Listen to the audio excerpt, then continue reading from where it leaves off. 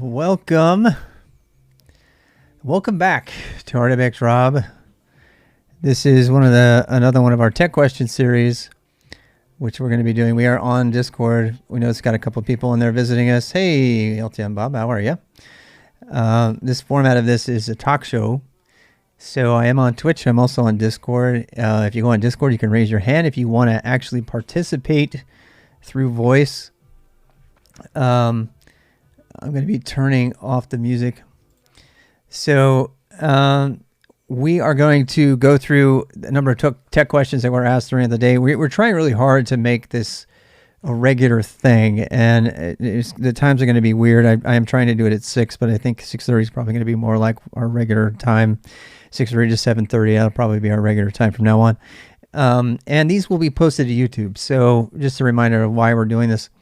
I'm going to be, if we don't have any immediate questions from the group that's here, the whole point of doing this is to be able to interact live with people. But so if you have a specific question that you want to ask, please let me know. You can let us know in the Twitch chat. Probably the best is to come put your question. If you want a live question, the questions that are placed in Twitch chat will have priority over the stuff that's in Discord, because we want to make this a live podcast kind of thing.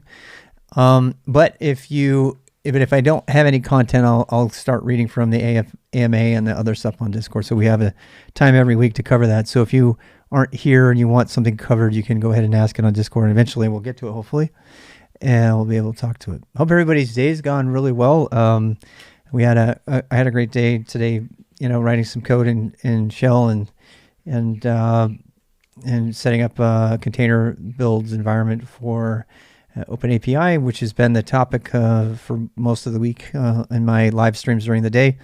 And of course, we have the whatever streams at night where things get crazy. That doesn't ever get recorded anywhere, though, except for Twitch VODs. So I'm going to go ahead and switch to close-up mode. I have a whiteboard. I don't know if you can see this. I'll describe it to you. But we went shopping for a whiteboard IRL with the stream the other night, and we managed to get one. My wife's easel was just sitting around not getting used, so we have that. She's blessed it with a drawing of me, which I find inaccurate, but whatever. It's been really fun. So the first question, yesterday's question was largely about getting a job and what to do with those jobs. And we wrote, we didn't get the description updated, but I'm going to go read it from what we covered last time. I think that we got to most of the answers, though. Let me just read it here to you. Somebody said they were talking about being a React dev, and they'd really like to make a shift into functional back-end programming. Should they tell their employer? How should they get the training? And we broke that down into the question, should I ask or trust my employer to let me do what I want to in the future? And we talked about that. How do I make time to prepare for what I want to do in the future? How much experience do I need before I apply for a new job? What should I learn from back-end tool type stuff, which we didn't talk about, so let's talk about that. And how to improve courage as an IT employee. I think we talked about those first four pretty much yesterday. So let's talk about this one. Again, if you have a question, go ahead and blurt it out in Twitch, or you can raise your hand if you want to ask in person in Discord. And we'll cover it. I mean, eventually, as we get steam going on this, I think people will be in here and ask questions.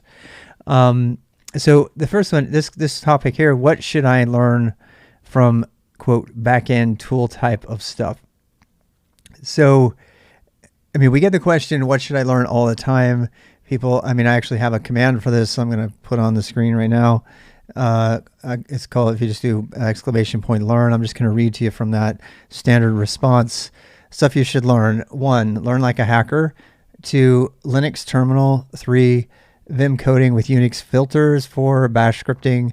5, Go programming. 6, Markdown and Pandoc. 7, Git and GitHub. 8, minimal web publishing. 9, Docker containers. 10, text-based searching and links. 11, C for understanding. 12, Python. 13, Perl. 14, Kubernetes, etc. So that's it. That's actually the answer to that. If you're going to do back end stuff, it's not a coincidence that stuff is the same stuff that we cover. The early stuff during the beginner boost. So I will put a plug in for that if you don't know about it already. The boost is on Sunday nights or Sundays from, I think we just changed the time, by the way, too. Let me check the time change. We pushed it back to, I think, 2 to 6 for consistency so that we still have boost questions at 6 to 7. So it's going to go from 2 to 6 instead of from 1 to 5 as it has been. I will be there at 1 though, to let people know. Hey, Gearshift. So that's the answer to that. Why do I think those things? Does anybody have any question as to why? I see people are checking the sub things on that. Unix is a functional approach to command line. Unix filter is a functional approach to command line piping output from one command into that of another. Using this method to program any small script or large application can integrate seamlessly with everything else. This is how I use Vim filters. I actually just made one today while I was coding a shell script. And if you don't, there's a link there, rwx.gg/vi magic if you want to practice that. We've already covered that. We covered that in the boost like 2 weeks ago. So that's that answer. Let's move on. What other questions do we got out there? Let's see. How to learn like a hacker. We talked about that. The deconstructing problems like a hacker. Hey, LTM Bob, how are you? Hey, Rob, I have a question. Okay. That's cool. Were you able to just jump right in? I'm glad you were able to jump in. I didn't. That's cool. Go for it. Press the request to speak and it let me in. Maybe that's because of my role in the server. Oh, that's fantastic. I love having you here. Go for it. Yeah, so my question is kind of career related.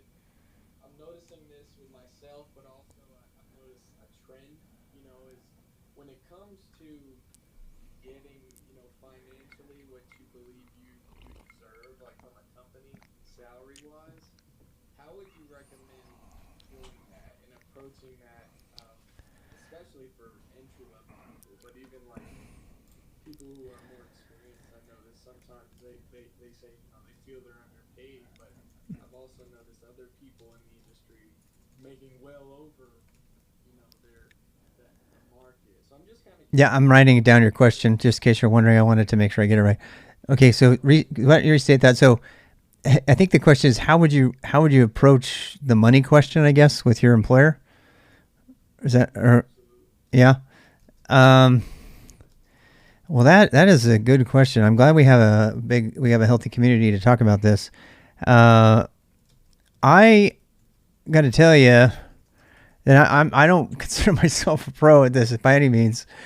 I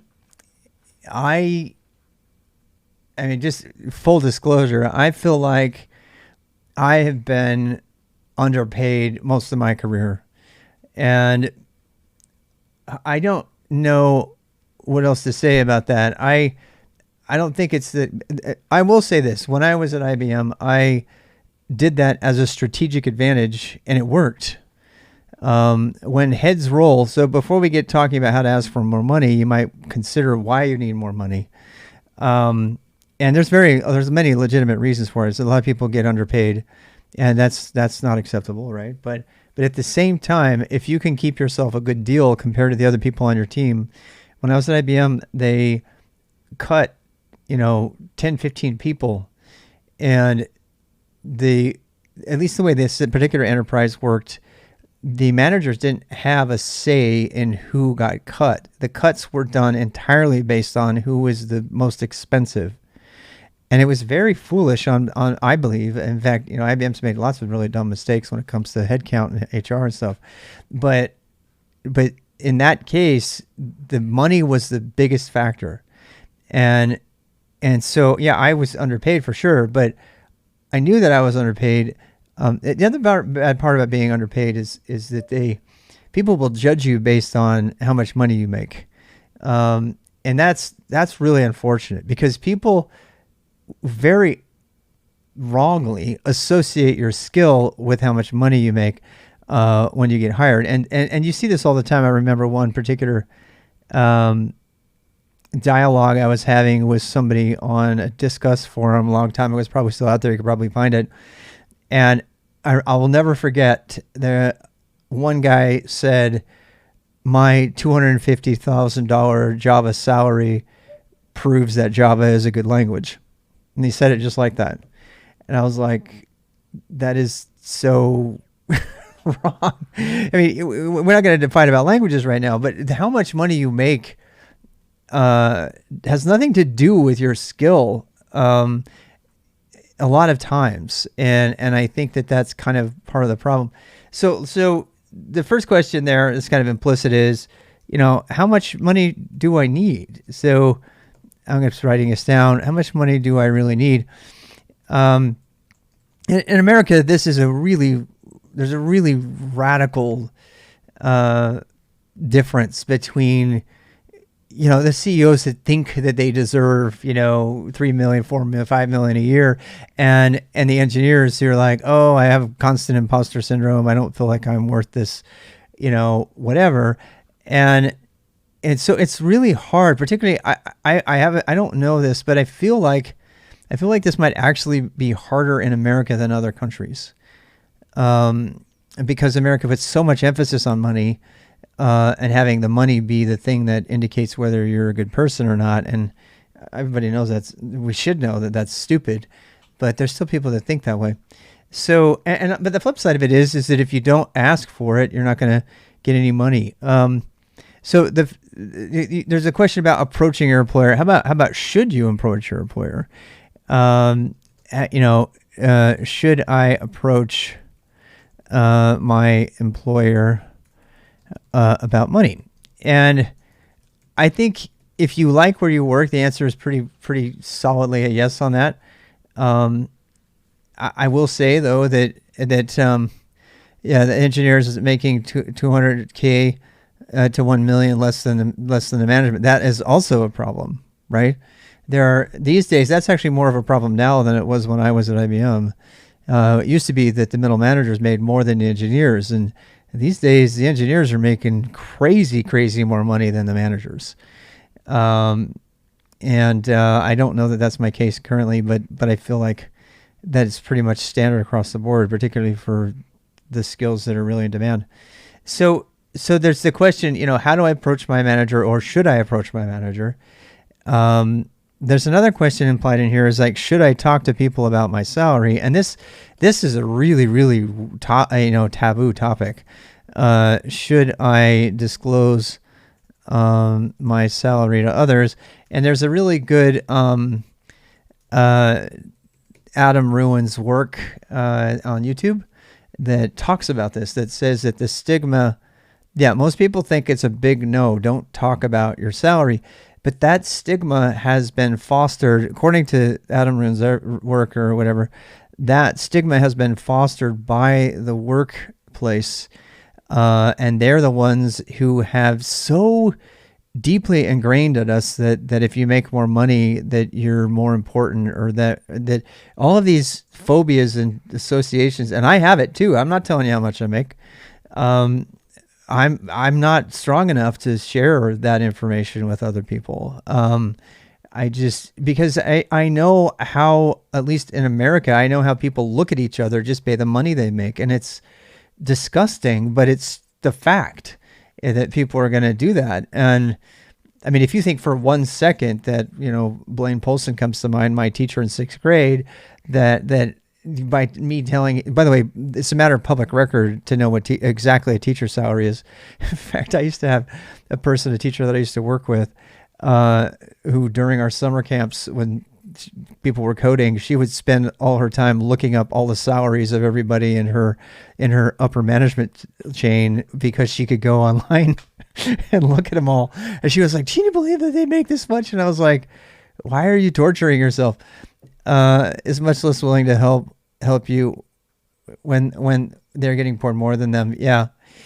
And you know what? That's really sad, isn't it? Because we for some reason we think that if somebody's getting paid more than us, that we're not being equally appreciated. And I don't believe that that's always true.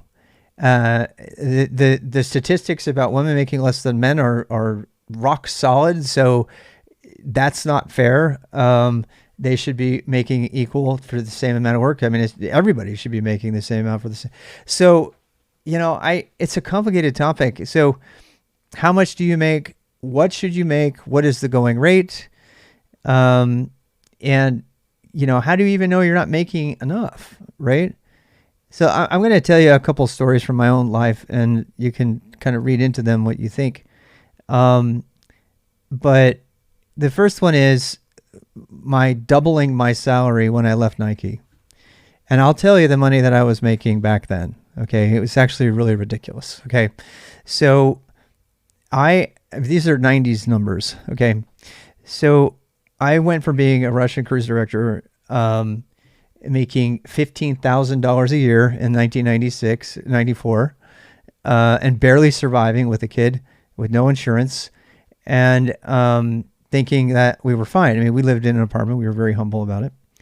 And my wife didn't work. And we realized we needed to do something more.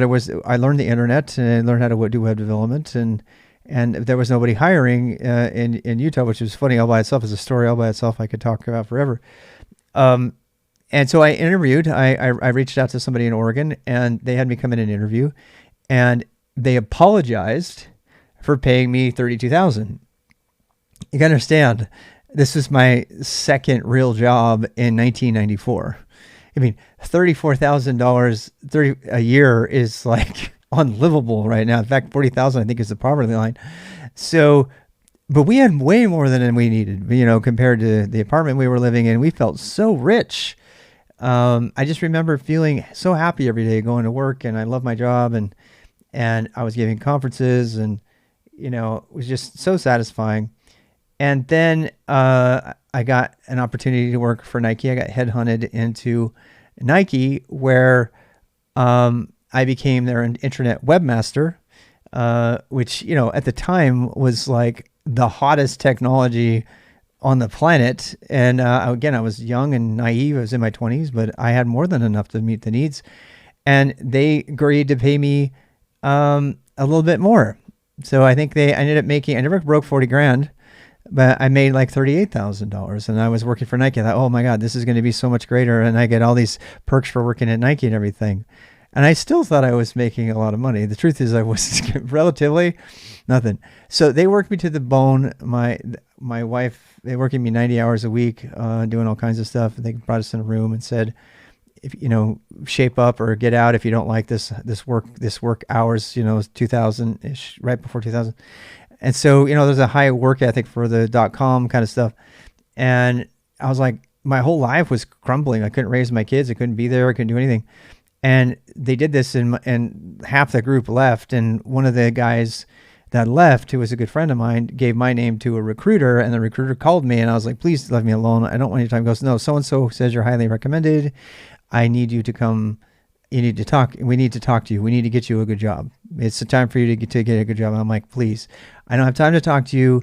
And to get the guy to shut up, I said, don't even talk to me unless you can double my salary or more. And he goes, easily. And he said, can you fly down to Dallas next week? And I went home to my wife at the time with our toddlers, and I said, I can't believe this. And I'm flying to Dallas next week. And we were so excited. I had one interview that with no whiteboard. I just talked about my Java experience, which is why they were hiring me mostly, believe it or not. And I got the job. I went into, and they paid me $75K in 2000.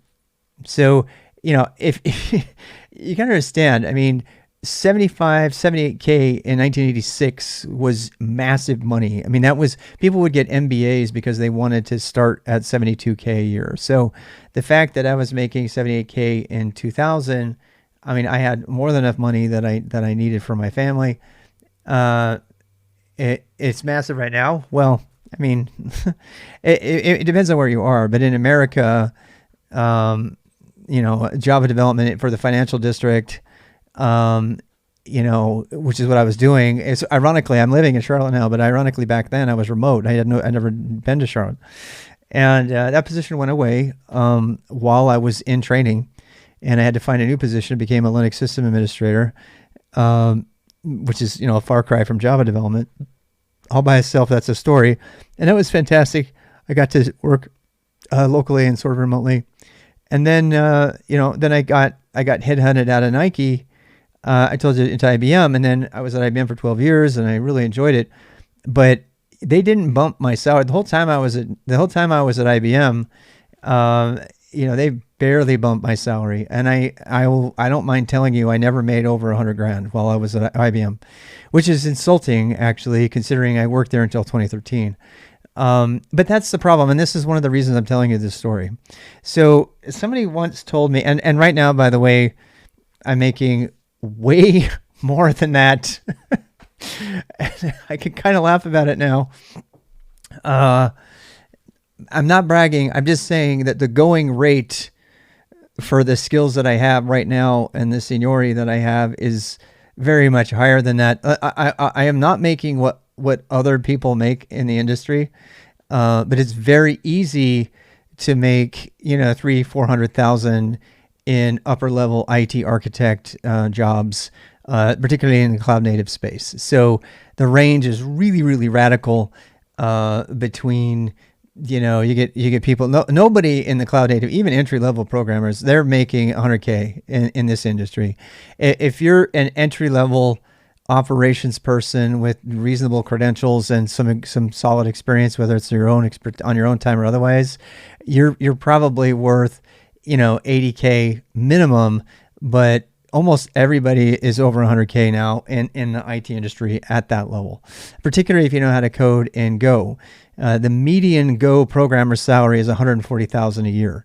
Median. That's the median salary. So these are numbers you can go look up for yourself. And one of the reasons I wanted to talk about this is because while I was at IBM, when we bought, it's like real estate. In real estate, you don't really realize the value of the property until you sell it. Until then, it's kind of, it's not really real. It's out there, but when you sell the house, then that's its real value, and that's the money gets you. So if you want to realize the value of your home, you got to flip your home, and we did. We were at the same time I was working. We flipped a home several times, and we made a lot of money on that. We actually flipped in Arizona at the height of the real estate thing, and we made about 200K on that house. That's my memory of it. It might be wrong, but and we actually reinvested it into North Carolina property, and so real estate wise, we were very wealthy for a while. And of course, the divorce came, and that just destroyed me. It completely decimated me. I don't want to talk about that, but the reason I'm talking about the IBM stint for 13 years is while I was there, the biggest bump I got was about $10,000 a year. And that came because they changed my title. I was doing exactly the same thing, and they changed me from being an advisory IT architect to being a software engineer, because we had made a tool inside of the company that was making Tivoli get embarrassed. So they sold our entire division of admins to Tivoli, and I got a title change overnight and a $10,000 raise, $8 to $10,000 or something like that. And we're like, okay, cool. And I was doing the same stuff. So, and it's arbitrary, but if you want to increase your value in a company, the chances are you're going to have to leave. You're going to have to leave. And I remember my manager giving me a snide remark on the way out. She's like, well, it looks like we wasted all that training on you then. And I was like, you got to be kidding me, right? I was kind of okay with leaving, but that just really solidified it for me. And it really solidified the chances of your current employer, especially if you invest a lot of personal time in keeping up and learning new things. The chances of your current employer paying you what you're worth are very, very low, because they first of all, they don't need to pay you. They're not financially motivated to pay you more. And I mean, I've never heard of a company that can keep up with that stuff.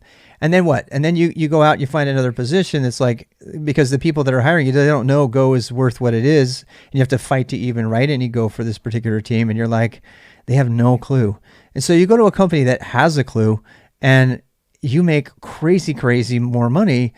And, and then that company appreciates you and you're going to move on. And so if you're one of these aggressive, independent learner types who is always pushing the boundaries and doing more, you're going to have to really bounce around to realize your additional value if you care to. I think it's important that I mention that I'm probably making about 40 to 50% less than I could be right now because I'm working for Tech Systems and as a contractor for somebody. But the freedom I get by working for a contractor is worth it to me because I can take whatever time I want off. I just don't get paid. And to me, that's far more important than that extra money right now because I have more than enough to meet my needs. So let's talk about how do you actually talk to your employer. So the first way to talk to your employer is to not talk to them at all. It's to just leave. It's to just leave and go someplace else. And you got to be careful with the grass is always greener stuff, By the way, if you do that, make sure that you're really checking out that other position because, it's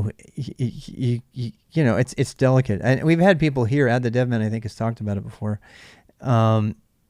Switching jobs is very, you got to be very careful with that. But I don't think you should be afraid of it.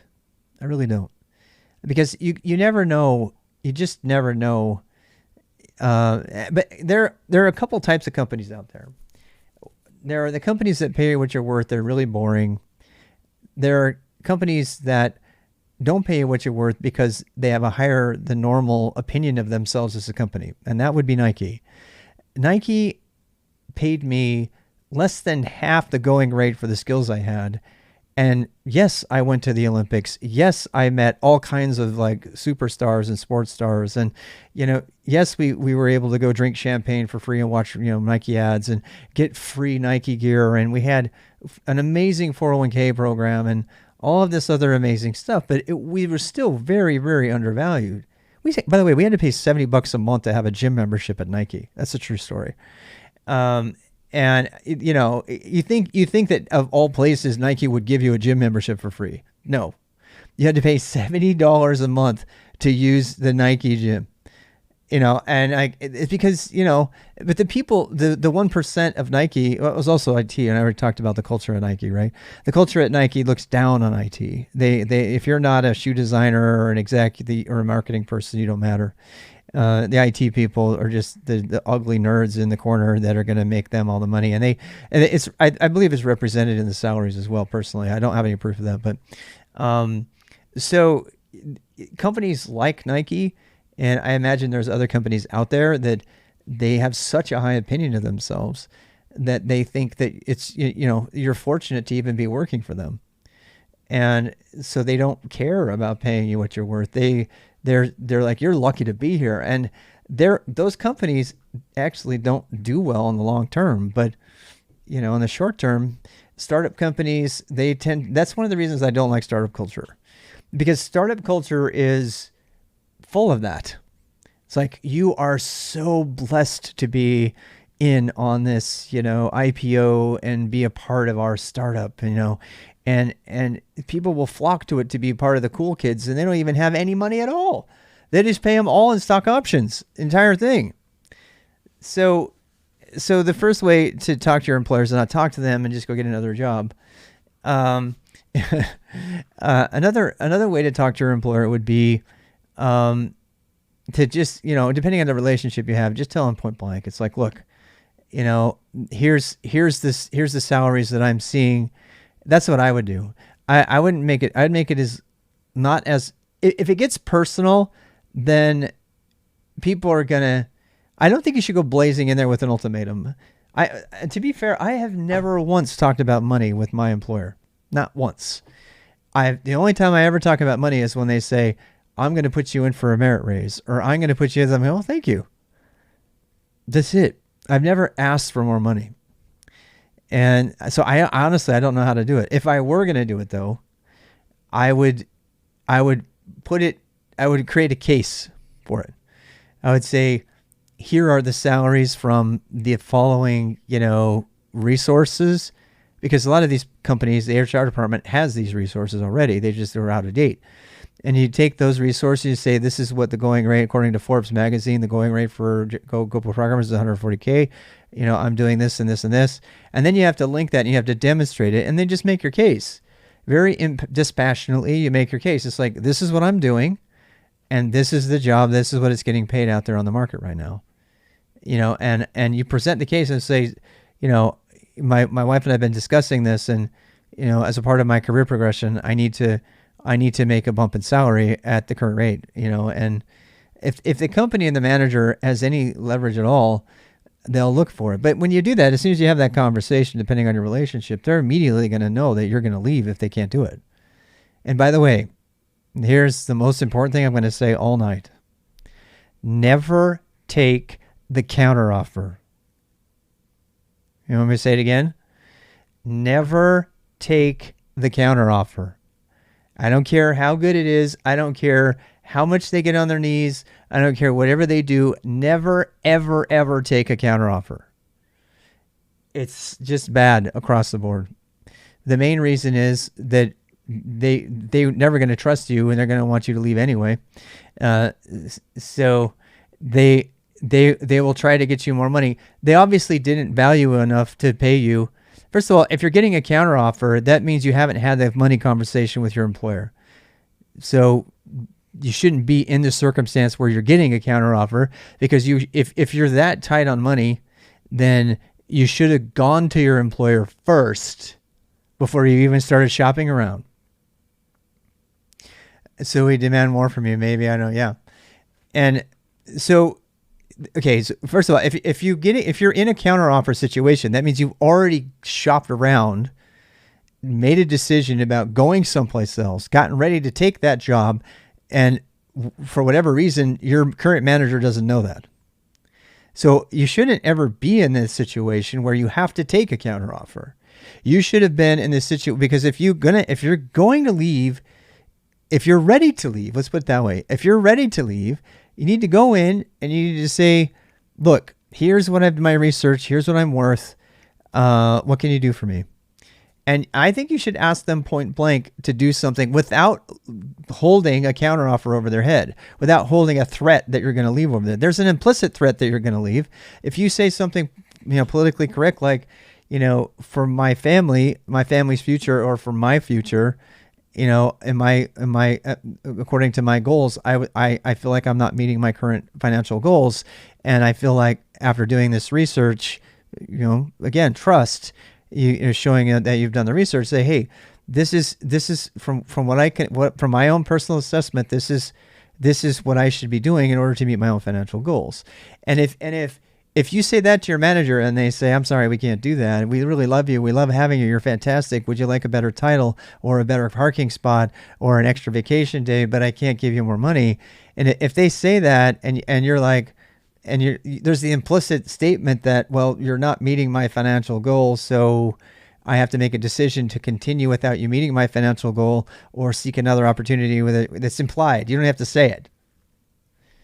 Right? And you're not yet hitting them with a full-blown ultimatum saying, I'm accepting another job. Working at a startup, burnout, overworked, underpaid for 1 year. Oh, yeah, I would never work for a startup. Maybe when you're young. Maybe when you're really, really young. Yeah, but they love to burn you out. A lot of people would take a better parking spot. You know what? A lot of people. Okay, so I worked for less money because I knew I could work remote at IBM. 60% of the workforce when I worked at IBM were working from home. And you can be damn sure that, you know how much money that's worth? Do the math with gasoline right now. How much money in gasoline, auto insurance and auto expenses are you paying every single day by not working remote? I worked remote every single day I was at IBM. I mean, there's maybe total of 10 total days that I went in. And most of them were all during a week-long conference that I went to. So the remote thing kept me there. These you're going to change jobs. But do it right. I'm not telling you to leave your employer, and go on the dole or whatever, and with gas, all you have to do here is remote, right? My kind of snarky, ex-father-in-law used to tell me, hey, you just got another raise, because he was obsessed with gas prices. Look at the raise I just got. What kind of raise did I get when gas went from $2 a gallon to $4 or $5 a gallon? What kind of raise did I get? How much money a month would I have had to spend on that? I just got a raise by working remote. So these people are trying to get people to go in right now with gas prices. I'm like, just laughing my ass off. I'm like, you got to be kidding me. Not only is it, I can work harder for my employer remotely, because I can sleep more, I can rest more, I can keep my brain more powerful. I can do dual pattern sleep, where I wake up in the middle of the night and I have a fresh brain to be able to, the number of advantages, particularly for knowledge work, is just overwhelming. I can't even believe that people are thinking about that. It's crazy. I don't get it, but it's a factor, right? So if you can work remote, make sure that you calculate that in.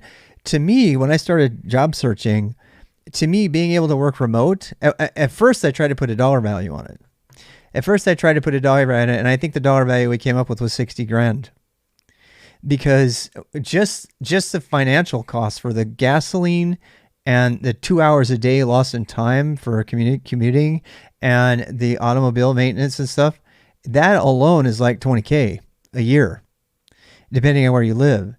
And then we had, but then you had all of the extra things you could have, the opportunity costs lost that you could have done during those 2 hours, all of the things you could have done, side hustles, streaming, whatever, that you could have made. And so my number was 60K.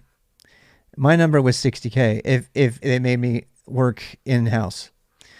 So everybody's got a different number, but for me, it is so important to my well-being and my health. And we calculated that in too. It's like, how more likely are you going to die because you had to commute in traffic every day? I'm in Charlotte right now. So, if I were to commute to downtown Charlotte for 35, 40 minutes, that's not my number of how much I make. That's how much I calculated I would have to make in addition to the base pay to make up for the fact that I'm not remote.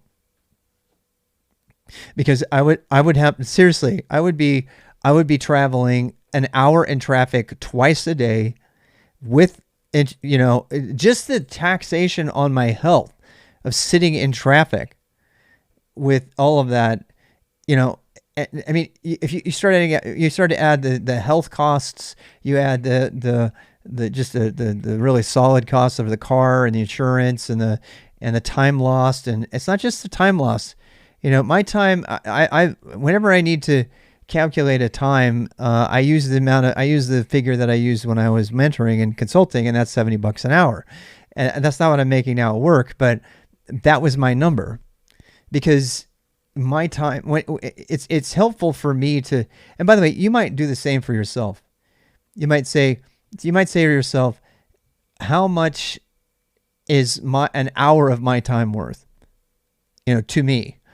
And I think that we undervalue that hour.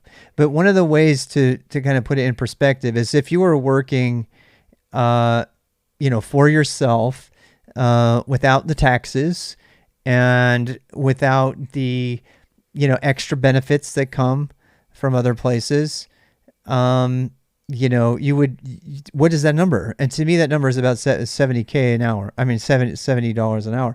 And by the way, that's not that much. Do you know how much, in America, do you know how much a piano teacher makes? Anybody? How much does a piano teacher make? This is some fun stuff to kind of figure out what you're worth. How much does a piano teacher make? No taxes. Before taxes, what does a piano teacher make? Anybody have kids that are paying for piano lessons? $300K a year. So the number that I read is $30. No, $50 for a half hour. It's usually a 30-minute session, right? Okay, here we go. How much does a calculus math tutor make?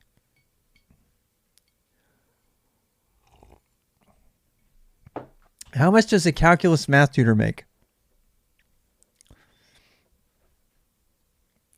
$60 to $150 an hour. 60 to here's one for you. How much does a 16-year-old babysitter make watching your two kids for an hour? How much does a 16-year-old babysitter make watching your kids for an hour? $20, right? Yep. $20 an hour is the going rate. How much does somebody working at McDonald's make an hour? $14. $20 an hour standard. $10, $13 an hour for working any service job. So, yeah, I mean, it depends on where you go. Some of them are, for being a TA for linear algebra, $20 an hour. Yeah, it depends on where you are and all of that. Okay, but I as you're considering your personal value per hour, this is an exercise I think that will help you. My wife actually has to remind me this all the time, because she'll say, because I'm like, well, I could do it myself. And she goes, yeah, you could do it yourself, or you could make your going rate per hour in some other way. Yeah, $16 to $20 an hour for tutors. It depends on where you are, but you're also in a college, right? And you got college kids and they're making extra money. 1099 jobs, yeah. I get a job as $120 as a math tutor. I've never seen them that high. My rate at SkillStack per hour is based on the rate for a math tutor here, which is $60 an hour, $60, $70 an hour. And the thing that's crazy about that is that when you think about that, I did personal one-on-one mentoring to teach people the most important Linux skills. And I've got these people jobs, junior engineers that started over $100K a year. Entry-level engineers, people that I help mentor, I'm bragging a little, but people that I help mentor, entry-level engineers at $100K a year. And if you don't believe me, go read my skillstack.io. That is a direct rip from an email that was sent to me after I placed somebody. Entry level. And you know what I taught them? I'm not even saying I taught them that. What they learned Linux. They learned how to code in Go, then Bash. They learned web. In that particular case, they learned a little Rust on the side. But more importantly, they learned how to learn, and they learned their value. And they got the internship, and they were the first people. They went right to the top. So, and that's not the first time. There's several other people, but the point I'm trying to make here is you got to know your value. And the really crazy thing is the guy who got that job spent like 3 years with me, like 1 hour a week, sometimes 2 hours a week. He probably paid a total of like $3 or $4 grand, because I only charged him $50-$60 an hour for one-on-one mentoring. And, I love that example, because that is how it should work. That's how it should work, because it's cost effective and you're producing an immense amount of value for people. And he didn't have to negotiate, because he was the top of his internship group and he got the position.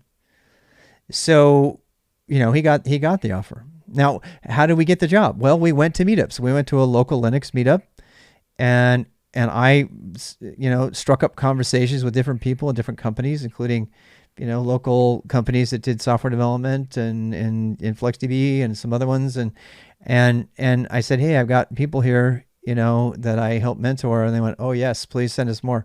And so that's mostly a conversation about how to know your value, and learning to know your value, and not feeling bad or apologizing for asking for what your value is. So, I get people all the time ask me that. Just last week, my recruiter asked again. He's got 2 entry-level DevOps engineers, and I can't get anybody to take it. It's annoying, because, I know people are out there. Anyway, so the reason I'm talking about the specific dollar figure and the whole math tutor thing, right?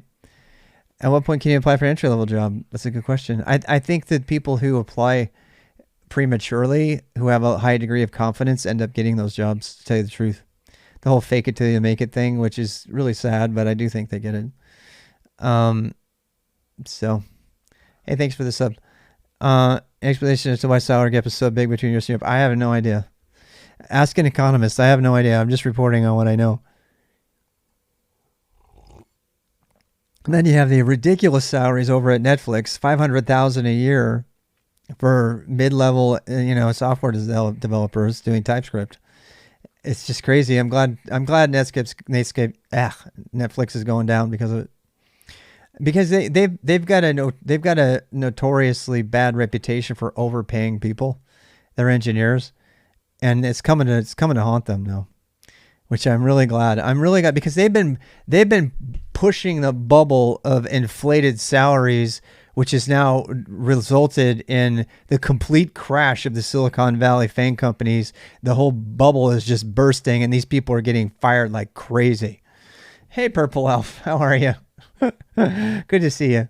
So, it's all Netscape Navigator. We're just talking about how to get what you deserve in terms of money. Somebody asked a question, so we are doing our tech questions time.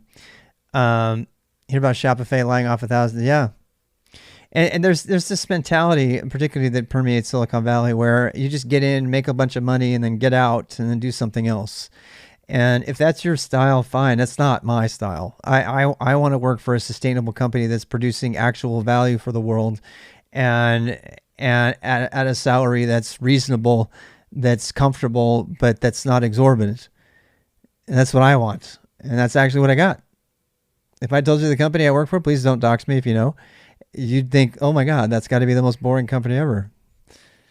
And it's not. But it's a very stable company, probably one of the most stable companies in all of America. Please don't guess. And I love it. I absolutely love working here. Even though, I get to work with technology. You would not believe the technology that exists in boring companies. So let's talk again about how to approach the money issue. The money issue is related to what you're worth. And the reason I went through the whole math tutors, even in, poor states make $50 an hour. So if you think that your skills, people like, how do I know? I don't work for PetSmart stuff. I don't work for Duke Energy. I don't work for Amazon. I don't work for any of them. Are you going to keep asking? Please don't ask. So, I don't believe in sharing where I work. I think it's bad form to do that. I'm not going to judge anybody else. I just don't think it's good form to do that. It's time for me to drink more.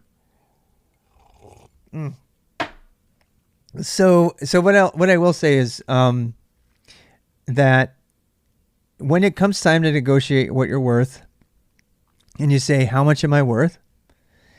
Ask yourself, not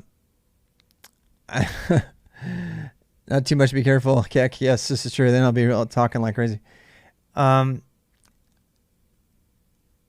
When you're trying to calculate what you're worth, I want you to find out what babysitters, math tutors, and one-on-one mentors make in where you are in your area.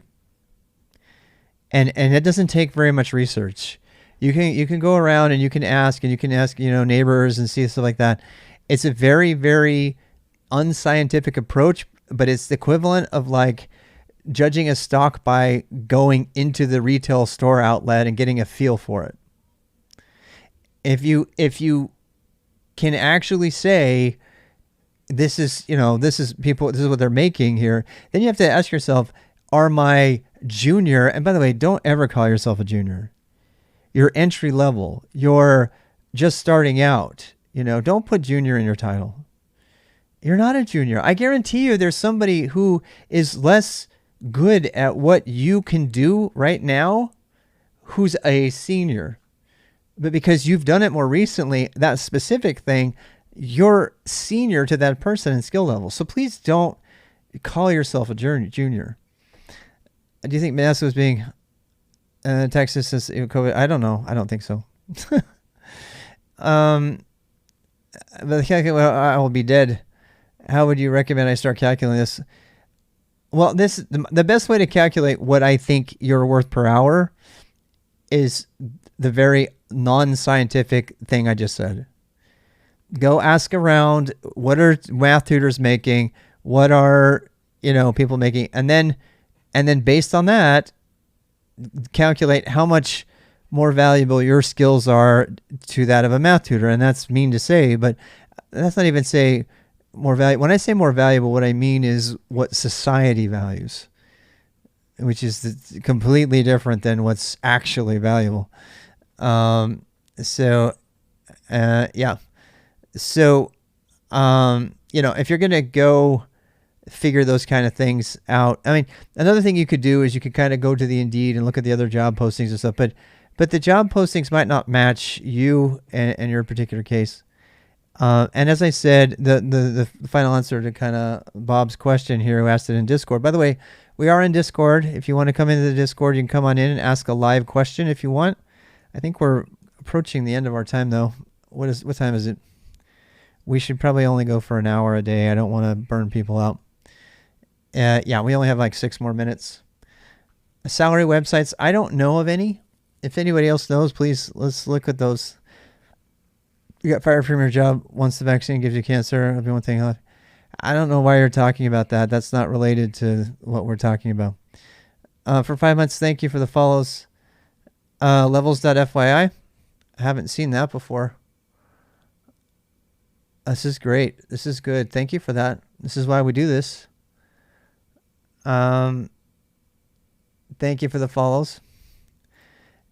So it doesn't, I mean, we only got 5 minutes left, but let's go ahead and summarize here. So just to recap, in case you went all the way to the end, should I disclose my salary to others? I think you should, but I don't, because I'm just too chicken. I'm too chicken. I think we should move toward a society where we're able to share our salaries, because that will provide better pay for everybody once, and it's the companies that don't want you to know.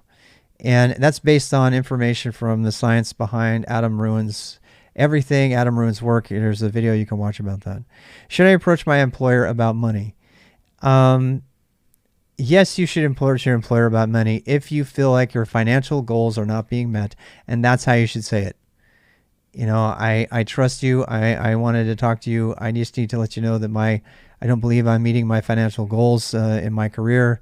And here are the skills that I have. And here's how I've demonstrated those skills. And here's the additional skills I've added since the last time we talked. And I feel like I should be making this number more. And if that freaks your employer out and your manager out, at least you'll have done the due diligence of going to them before going to somebody else. If you don't have that level of courage to do that, which I've never done it, by the way, I would go shopping and most importantly, I would get a recruiter. The most important thing you can do is get a recruiter who's working for you all the time. A recruiter who calls you and says, hey, are you happy in this current job? That I got you because I got another one right here that's double the pay. The most important thing you can have, and I forgot to talk about this at all, the most important thing you can have in your corner as an IT person, because you're going to be busy, is a recruiter who is trustworthy and good. Because they will my recruiter right now calls me every month. Are you happy because I got this other thing over here? Are you happy because do you have another person that might want to help this job over here? And then I actually, the recruiter I had before this one, I got because somebody else recommended me to that recruiter. Recruiters get a bad name because people judge them based on LinkedIn. LinkedIn recruiters are horrible. If you're on LinkedIn, reconsider your life choices. Because, some people get jobs off there, but most don't. Most have to deal with a bunch of wasted time. But once you get a good recruiter, they're always working for you. I call them an agent. It's like, your basketball players or musicians, right? Or Hollywood actors. They have to focus on their craft. And they can't be constantly updating their resume and selling themselves and going to conventions and all this stuff. They're paying somebody to do that for them who's going to get a big fat percentage when they get placed and who's going to be willing to make you sound really good. And that's their actual skill set. So get a recruiter to work for you. I don't care how, just find one. Marry a recruiter. That's a good idea too. Yeah. And if you can't marry a recruiter, what is the time called? Yeah, I don't know. That's a good tech question. Flex numbers get higher for sure because companies pay recruiters. They do, but you know what? They're okay with it. You know why they're okay with it? Companies like hiring people from contracting firms and through recruiters because if it doesn't work out, there's usually a contingency and they get their money back. And you don't lose anything. You have to go find something else. So companies, especially big companies really, really like contractors and recruiters because they don't have to pay them benefits. They're kind of a fluid workforce that they can cut back, which you got to be ready for if you're going to take a contracting gig.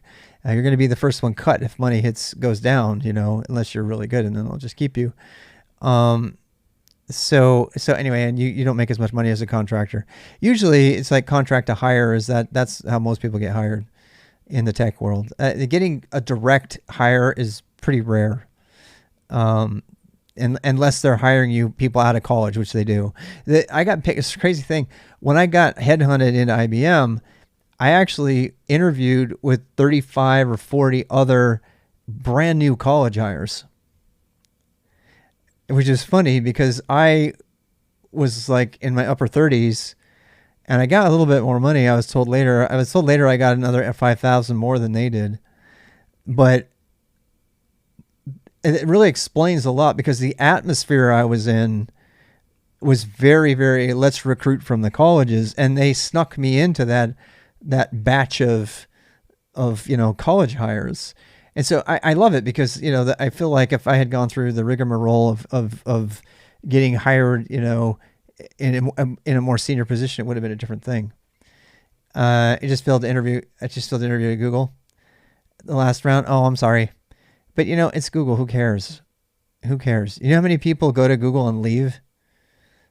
Yeah.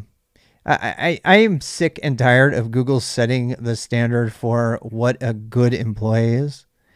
And I personally believe whiteboard interviews are against the law and they haven't been tested in court because they informally prejudice. They're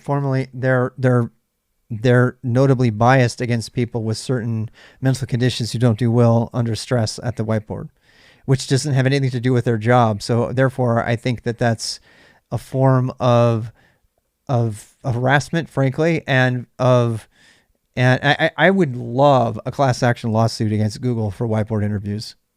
I would love it. If somebody could get one of those going, I would be all about that.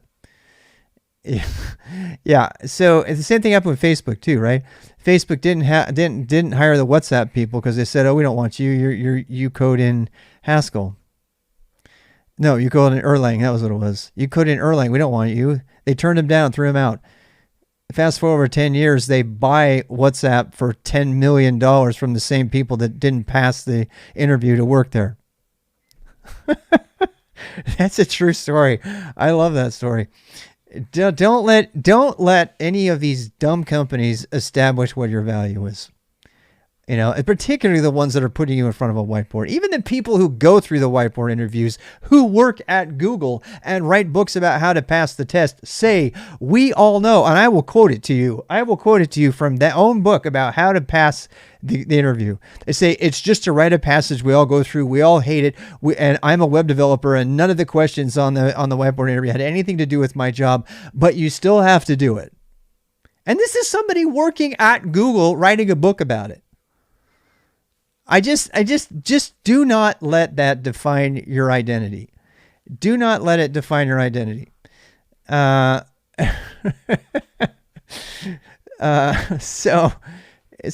I have never, ever done a whiteboard interview, and I have done very well in tech, including the recent job that I got, which was a fantastic interview that I did remotely. And I was able to show the stuff that I had done. It was on my CV. It was in my GitHub. And I was to be able to prove through artifacts that I was capable of doing the work. And I got the job. And I didn't have to. The time before that, I got headhunted into doing a Java job. And they didn't even see me code Java. They had no proof. They just completely trusted me. They're like, well, and they saw the conference I gave on the Java talk, and I didn't even show them any Java code. There was no GitHub. They still got the job, doubled my salary. Look, there are actually recruiters. If you go out there and look, there are recruiting firms out there now that make their marketing spiel that they do not allow any whiteboard interviewer companies in their ranks.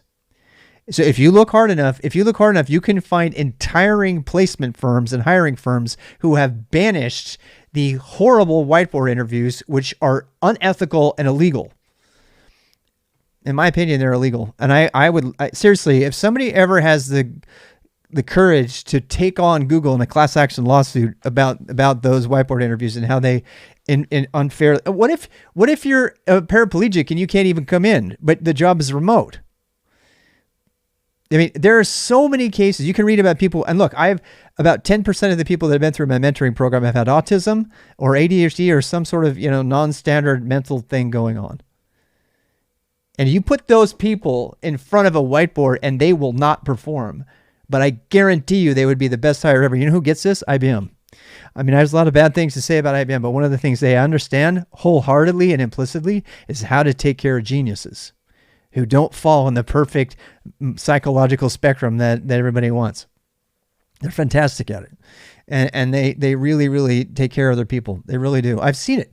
I've seen them take care of people who almost were non-functioning. They couldn't even speak to other humans. Bell Labs, absolutely. Oh God, yeah. Bell Labs is better than IBM.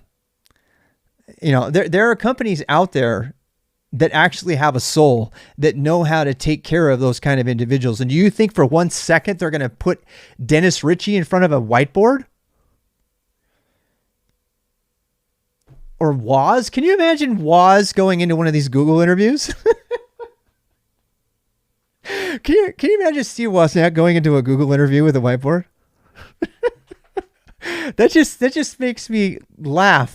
Or Linus Torvalds, exactly. Could you imagine them? Could you imagine these like horrible people looking down their nose at these amazing human beings? I think it's illegal. I think it's illegal and unethical. And if you're going to buy into that system because you want the money, you think you're going to get that sweet, sweet money, fine. But I don't want to do that. And on that note, I think we're done.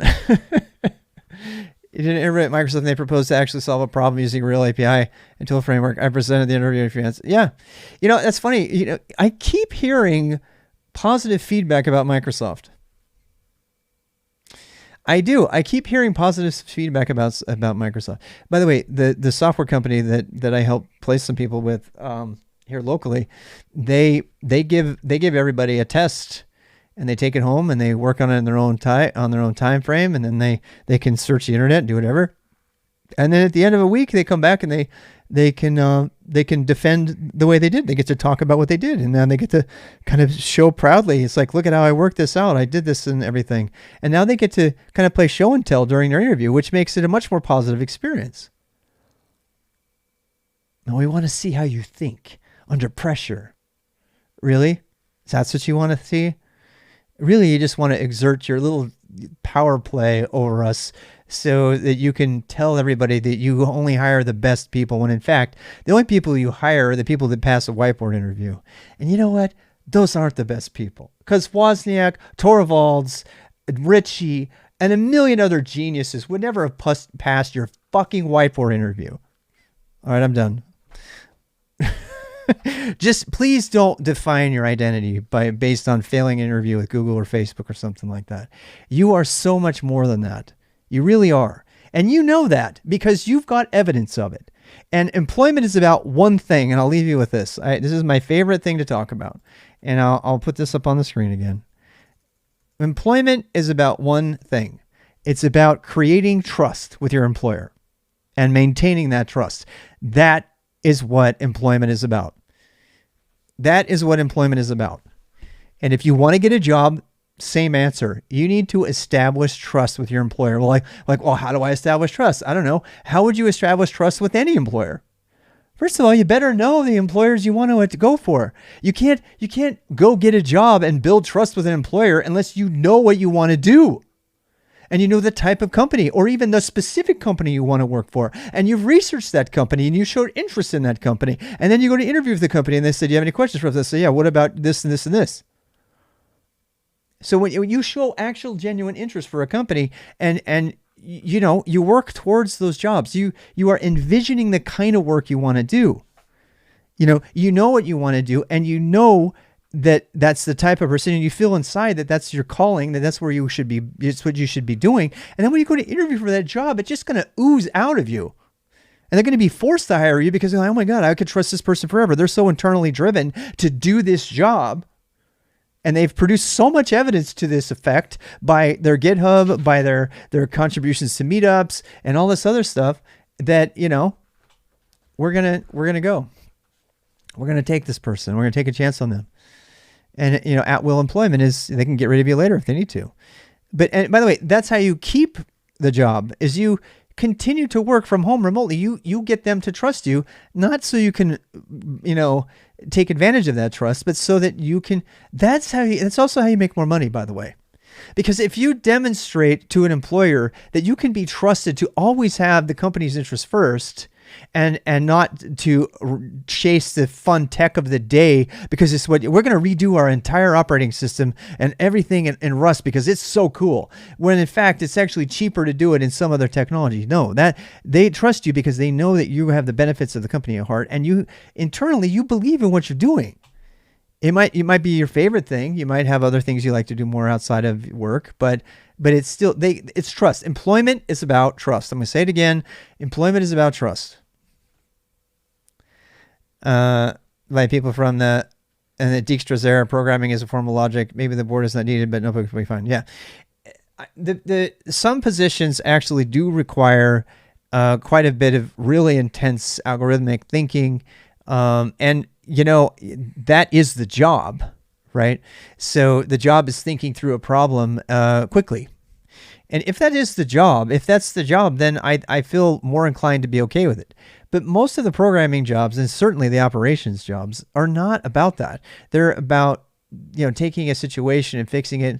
And in that sense, for hacking, operations jobs tend to look at certifications with more weight because they are supposed to be examples of you doing that instead of answering a bunch of multiple choice questions. And I do think, certifications build trust with the right employer, depending on where you go. But I need to be able to trust my employees that they can comprehend the task complexity with a given time frame. Yeah. I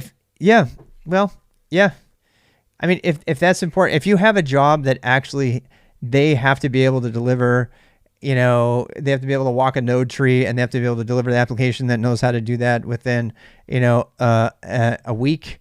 See, I think the more important thing for people to test is to test how fast they can learn things, and to test how fast that they are able to decompose a problem into its parts. And if you think that, computer science and thinking and computer operations logic and all that is a part of that, then maybe so.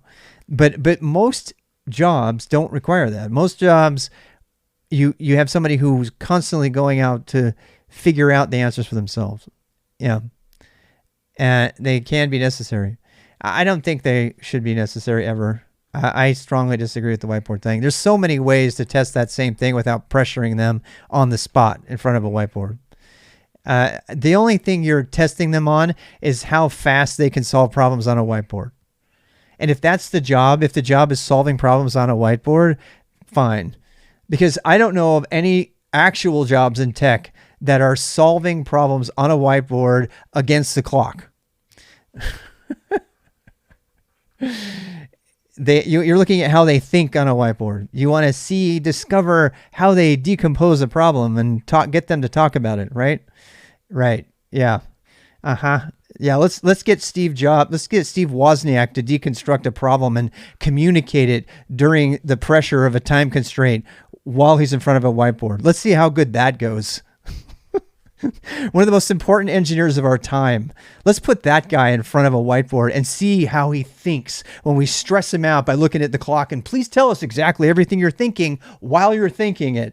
Because obviously he's not valuable unless he can think at speed. No, I don't buy it. I don't buy it at all. I don't buy it at all. And I think a number of people are being eliminated. There's no fucking science behind that. And if you can find a single shred of it, I want to see it. I want to see it. Because Steve Wozniak was the most important engineer, one of the most important engineers of our time, and he would never have even been considered unless he had had gobs and gobs of time to evaluate and to innovate and to think about those things. And those are the things that are far more important than thinking quickly in front of a whiteboard. So, I disagree. I respect you as a person, but I strongly disagree with that statement. All right, probably time for me to go. Any tech interview technique, we need more research in this area. Absolutely. And if the science comes back and says, no, there are jobs that we need to people, look, you put somebody under pressure, you fill them full of cortisol, and deplete all their dopamine. They're not going to do anything well. You'd be lucky they don't trip over the markers on the way up to the whiteboard and end up, stabbing somebody with it. And if you're trying to test whether some people can be productive under extreme stress environments, then maybe you should be hiring them to be Marines or something, because they're not going to be IT people, because that's not the job. So, lost his deep cognitive ability a long time ago. I'm sorry to state that. Yeah, he did. People wondering find the solution by themselves. What a statement! I missed that. Yeah, maybe never researched whiteboarding since the researching whiteboarding. True. I don't look. I think that there's a lot of room for people to figure out how to find the best match between employees and employers. And I keep coming back to trust and human beings, because, your ability to communicate and yes, your ability to think, those are the most important things to hire. They're the most important things to hire. And the motivation behind the whiteboard interviews is sound. The motivation is they want to see what kind of a person you are. They want to see if you can think outside of the box, but they're doing it in a stressful environment where you're not. Most of those solutions would come, and this is good science on this, they come when you're not thinking about it. They come when you're waking up. They come because you've grinded on this project and you can't get an answer, and it comes to you in the shower or in the bathroom or on a run. That's how it works. If you're expecting, you can't measure that though. It's really hard. We're gonna measure how great of of something you break through. The closest thing we could do is give them a week, right? And they could be really stressing about the answer, and then they're going to come. We have certifications that are time-based as well. So, time is a thing. I just don't. Most of the tech jobs that, to be fair, full disclosure, I hate deadlines. I absolutely despise them. And there are a lot of hiring managers who put a high amount of priority on getting things done by a certain time, being able to eliminate the things that are not necessary. And anybody who knows me, who watches me, will see me go down a rabbit hole after rabbit hole after rabbit hole. And there are certain managers who very rightfully don't want that. They want somebody to stay on task. I've been told about this with the hacking stuff. I actually had professional hackers in the government while I was hacking here, and I've had them tell me, why are you doing that? You just need to run the script and see whether you can get in or not. I'm like, no, I want to understand the hack. I want to dig apart. I want to dig it apart. I want to get into it. I want to understand it. Like, you don't have time for that in this job. You just have to decide whether it's there or not and report on it. I'm like, they're right. They're absolutely right. They're absolutely totally right. And so I don't want to downplay the need for being able to produce on a given time frame, but I despise those kind of jobs. People can't estimate their tasks. I'm horrible at estimating them. You end up uncovering problems that are not related, that are tanking your deadline. There's the saying, do you like deadlines? And someone says, yeah, I love deadlines. I love the whooshing sound they make when they go flying by. I despise working on the clock. I absolutely despise it. And I will do everything in my power to work for an organization that doesn't care about that, as long as they know that yak shaving produces value. And I think that there is enough anecdotal evidence to suggest that we should allow people to do more yak shaving, because Don Knuth or whatever his name is, the guy who made LaTeX, right? He talks about it all the time. He created one of the most powerful documentation systems. It was a total yak shave. So I think if we're going to do Palo Alto Labs kind of innovation, that we've got to remove some of the time pressures from people in order to produce the creativity. And the reason I'm so fundamentally against the whiteboard interview is because it's the antithesis of that. It's the absolute antithesis of that. You are actually putting them in the opposite of a beanbag chair Palo Alto think tank, and you're asking them to produce all of the value and demonstrate their ability to think. A true measure of your ability to think should be, how would this person produce, given a month coding. And you can't, this is why internships work so well, right? Because internships work well because why? Because internships work well because you're pressured, but you're in a sort of a nourishing environment. It's competitive, but you're able to let go, and you're able to have that dopamine effect and be creative. You're able to be in a miniature Palo Alto, labs, or a miniature Bell Labs. Why was Bell Labs so successful? Why was Bell Labs so totally successful? If you look at the stuff that came out of Bell Labs, AT&T created this, Bell Labs actually, Ma Bell, created this amazing environment where their engineers had absolute freedom. They had absolute freedom, and they didn't have to think about what they were going to eat. And it's funny because even places like Google, who believe in the whiteboard interview, also believe in giving them all of Friday off so that they can think without pressure about what comes next. And so, it's the reason I have this kind of overly defensive reaction against whiteboard interviews is because I despise them. And I also think that there's pretty good, historical evidence, if not scientific evidence, to suggest that the freedom to think comes from a Palo Alto or a Bell Labs environment, and that as I'm going to say it again, and that the whiteboard interview, intense thinking on demand as fast as possible. I really truly believe that is the antithesis of that. And all you're doing is finding people who would be really great soldiers. You're finding people that would be amazing soldiers. Those are the people you're actually testing, right? You're testing like the people that are going to be like, competitive hackers, the ones that are going to, code really fast, are going to think through a problem really fast, and that is a skill, by the way. It's an amazing skill. It's not a skill I have. I wish I had it. It's a great topic. It's a fun one, huh? I mean, honestly, I do wish I had the ability to think so quickly. And I'm going to tell you right now, I probably have a cognitive bias against this because I can't do it. I cannot pass a test in front of a whiteboard. I got the crappiest score on my MCAT and my LSAT. They were, I don't even remember them, but I just remember being so deflated because I looked at the score, and I remember the score was because I was so stressed. And my problem with test taking is that I can make, on a multiple choice test, I can make any answer true. Anybody have this problem?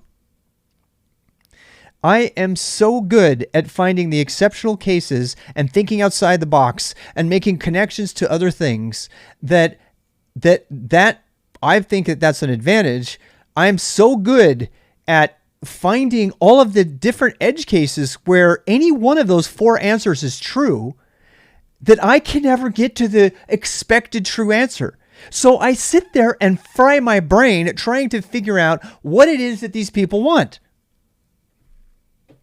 And then I can't finish it, and then I get frustrated. I'm almost going to cry about it because I hate it. I think I have a cognitive problem. I'm not able to do it. But you know what? That's not a weakness. That shit's not a weakness. Being able to see the edge cases where every possible scenario might actually be true, or it might actually happen, is the basis of quantum computing, for example. And it's also what allows you to be a phenomenally amazing, creative, innovative person. because those are the things that they actually want to find. They want to find the people who can think outside the box. If you can't finish the test because you're thinking outside the box too much, then what the hell? And that's me. I can't. They just want something that works. But yeah, I know the feeling. It's like, yeah, sometimes they just want a thing that works. Yeah. It's like, well, there's this way of working it, or there's this other way. There's like 10 different ways. Which way do you want it? So my point, the main point I'm making, if you can interview as acting, yeah, you probably don't want to work there. Yeah. And that's true. I mean, I think if somebody sticks you in front of a whiteboarder thing and usually the apologists for the whiteboard thing will usually say something like, well, you didn't finish any of the code, but we got a real good insight into how you think. I mean, and that's honest. That's honest, but they don't. It seems to me like they don't really present it in a way where you can truly relax. I know that's the goal, but so to those people who still believe in the whiteboard interviews and they think they have to do them, I mean, I would strongly encourage them to really set up an environment of relaxation and as much mutual trust as you can get, and as the least amount of adversarial me versus you. I mean, people already get this enough in the traditional education system. It's like teacher versus student. Can I beat the test? Can I beat these students? Can I break them? The bell curve. Oh my God, you all failed. You got a 40%, but you still got A's. This whole adversarial thing is the problem. It's what causes so much of the problem. The goal is to time them, and I get it. And there's the people that love it are really good at it, right? They're the ones that are like walking computers, and they're like, yeah, let me go for it, and they can think through the problem. And I'm absolutely astounded by their ability to think so quickly. And I don't have that ability. I mean, I still think I produce value, but I don't know that I would produce that type of value if that's what they want. But I tell you what I do find, and I was directly complimented about this specific thing by one of my new teammates last year. I was asked to just do a pair thing while we were going through some upgrades, and I caught error after error after error while I was watching it, because I was always thinking outside the box like a hacker. I was thinking about, well, what if I hacked it like this? Well, what if I did it like this? And so this otherwise normal. Did somebody see that clip? Did you see the clip where the guy got shot in the leg? I love that one. Oh, it's so great. I'll just explain it. So there's a guy who's got a vest on. He's got a bulletproof vest. There's a guy with a bulletproof vest, and it's TikTok or something, right? He's got a bulletproof vest, and he's going to this guy, and there's a label on the guy that says developer, right? and then there's a label on the other person that says QA, quality assurance, right? And the guy, yeah, you seen it? I love it. So great. I mean, I'm going to give it away, but so spoiler alert. But so the guy's like, yeah, come on, shoot me. And he's just saying, shoot him, right? He's just saying, shoot him. And he keeps pointing his chest, but he's like, shoot me. And the QA guy's like, are you sure? I mean, you don't want me to shoot you, right? You don't want me to shoot you, right? And he goes, okay. And he shoots him in the leg. He like rolls over. Ah! It's so funny because people get so sure of their way of doing something, and then they don't even, especially developers. And then, the hacker mentality is like a QA person. That's actually, by the way, if you like to hack and you don't want to be a hacker, and if you're lucky enough to find a position for quality assurance engineer, take it. That's got to be one of the best jobs out there for entry level. We're talking about jobs and stuff, so I'll end with that. I would strongly recommend to those of you who don't want to go through as much of this hassle that you search for quality assurance engineer jobs. And their job, it's a very unsexy job that no one wants, and the developers love them and hate them. But their job is to push you to your limit and look at all the different ways to break what you're doing. And they are annoying. They're super annoying, but they do a good thing. And But one of the things that's really great about the QA people, particularly as a position, is your job is to review lots and lots of code, to review lots and lots of systems. QA is usually not programming, right? QA is thinking how the thing works. In fact, good QA, you're not even supposed to have access to the code. You're just supposed to run the applications, right? But the reason I'm suggesting that if you're trying to break into the industry, QA is a really, really good, you end up writing documentation and test cases and interactivity and all of this stuff. But in a true, you're not supposed to have access to the code. You're just supposed to be taking their documented way that the thing is supposed to work. And you're supposed to think outside the box about all the things, about all the ways to break it, how to hack it. So a QA engineer, or whatever you want to call it, those roles are largely related to hacker mentality.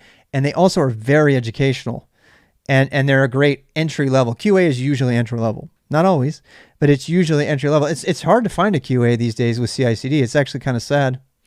I mean, CI/CD is, all over, and everybody doesn't need a QA person anymore. And I think that's kind of sad. And that's not just because I'm old. I think it's ineffective to take the humans out of the equation, because the humans are the ones that are going to really think outside the box, right? And they get paid for it. They can be really annoying because they're doing their job if they find something you're doing wrong. And so they're financially incented to make you look bad. Most don't know how to automate tests. No, they don't. No, they don't. So if you could get into DevOps and you could do QA at the same time, I would think that would be a really great beginning position. It would be a really great beginning position, is to figure out how to automate those things. That's why I say a QA engineer who has the minimal, bash or whatever scripting skills are necessary to do the QA. It doesn't mean you're just writing unit tests. That's not what you're doing, right? You're doing more than that. So manual testing, which doesn't prove the previous features aren't broken. That's true too. Yeah. I mean, that's true too. I do think that there does need to be a certain amount of manual testing that's not being done anymore. Asking the right question is the first step to the solution. Absolutely. Yeah. I mean, it's been really fun, everybody. Let's go ahead and raid somebody. And this is going to be the end of the video for YouTube, so I'll be cutting this off. This video will be on YouTube. Anytime we have tech question or tech talk questions, so like that, is the hour long or whatever, I'm going to start putting those regularly on YouTube. But we've talked about some of the money things. We talked about the jobs. We've talked about, whiteboard interviews, which, first day of my whiteboard over here. That's the extent of my whiteboard interview right there. I'm going to have my wife come in and draw a picture.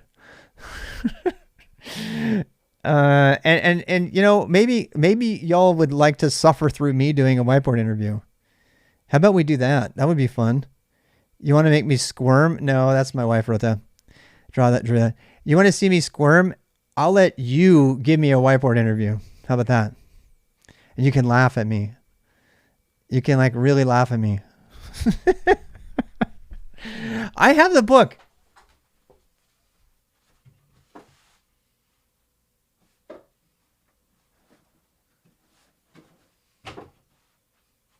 I have the $60 can't get a Kindle version, has a new one every year book from Gail, Cracking the Coding Interview. I got the book.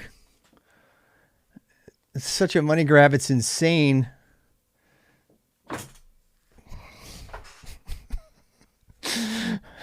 Okay. I'm not saying that's a good book. The book is written just to get you through the door. We are not the same. I don't know if it's any good or not, but it's supposedly to help prepare for that coding interview, right? Which, by the way, it's not even a whiteboard a lot of times now. It's like you have to write the code in front of them. Made some people better engineers. It's good. It is a good book. It is a good book. I mean, it is a good book. It's definitely written by capitalists. I mean, yeah, it's definitely a money grabber. I mean, she produces one every year, and you have to buy the new one, and you can't pass the coding interview without it, and I don't know. I mean, you're talking to this guy who does most of everything for free. So, except that's why I took a full-time job. So, we just have different priorities. That's all. I'm not putting Gail down. She's probably amazing. Who are we going to raid? Let's go raid somebody. Tech Lead does a lot of work in this space too. Oh yeah, I don't know about that, but we have to figure that out. Hey, Strager's on. Let's go raid Strager, and then I'm going to be doing nothing important after that. So Strager is also full of advice. If you don't know him, he's full of great advice and worked at Facebook for a time. So we'll send you over to talk to him. I don't see anybody else on at the moment. Before you go, can you email a link to a logic puzzle I'd like to help me with? If you're trying to do logic puzzles and stuff like that, you should probably post them in my Discord because I'm not good at them. Yeah. So, all right. Give Strager my best. I'm gonna be back on doing IRL streaming and go to the sunset here pretty soon. If you want to come back for that, I'll be back in a few minutes after that. Just in the car, watching fishing and being quiet. See ya.